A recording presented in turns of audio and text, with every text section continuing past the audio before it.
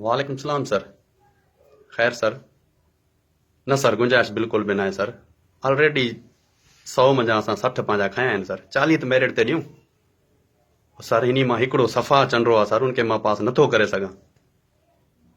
उनखे कुझु अचे ई नथो सर। बस सर ॾाढा हो। ठीकु आहे।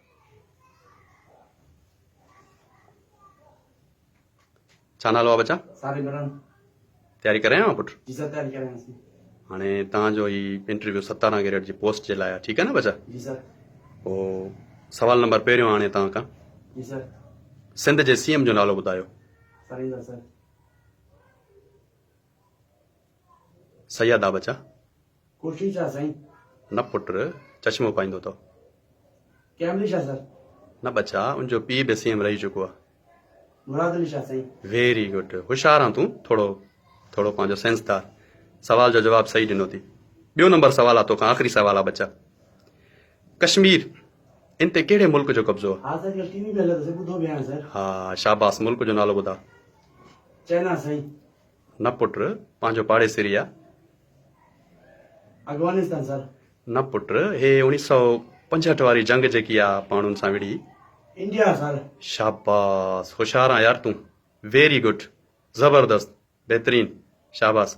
हाणे तोखां आख़िरी सवाल आहे। जी सर। पाकिस्तान जे बानी जो नालो ॿुधा पोइ हलियो वञ। हाँ सर, किताब में पढ़िया सर। हा शाबाश। पढ़ियो थी त ॿुधा न। टोपी पाईंदो थी। याकत अली सर। न पुट, पैसनि ते फोटो अथसि यार। क्या है तो मोहम्मद अली जान सर। Very good. तो बिल्कुलु 3 सवालनि जा जवाब बहितरीन ॾिना आहिनि। ठीकु आहे बच्चा, शाबाश। Good. You may goes.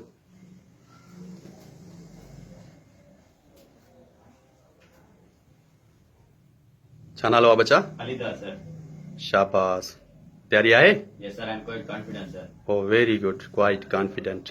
Put he 17 grade ji post आहे। जी sir. हाणे तोखां 2 सवाल कंदासीं। जी sir. जे सही जवाब ॾिनाई थी पोस्ट तुंहिंजी आहे। ठीकु आहे? जी sir. सवाल आसान आहिनि, सफ़ा आसान। जी sir. नंबर पहिरियों सवाल आहे, दीवार चीन जे मिस्त्री जो नालो ॿुधा। Sorry, sir. पुट ॾिस, हाणे तोखे दीवार चीन जे मिस्त्री जो नालो बि नथो अचे। तूं कीअं का एग्जीक्यूटिव पोस्ट हलाईंदे? 17 ग्रेड जी पोस्ट आहे, वॾी पोस्ट आहे ज़िले लेवल ते। चलो ठीकु आहे, तोखे इन जो जवाब न आयो। ॿियो नंबर सवाल आहे तोखां। 2018 जी इलेक्शन आहे। जी sir. बिलावल भुट्टो साहब जो हल्को आहे। पोलिंग नंबर 180 ते वोट केतिरा रिजेक्ट थिया? Sorry, sir. ॾिस, तोखे इहा बि ख़बर नाहे त पोलिंग नंबर 180 ते केतिरा वोट रिजेक्ट थिया। हा, पोइ तूं कीअं आरओ लॻंदे, डीआरओ लॻंदे ऐं इलेक्शन जा कम सर अंजाम ॾींदे? तूं त सॼो सिस्टम तबाह कंदे पुट। 17 ग्रेड जी पोस्ट आहे, मज़ाक त न आहे। चलो आख़िरी सवाल आहे हाणे तोखां। जी sir. आसमान में तारा घणा आहिनि?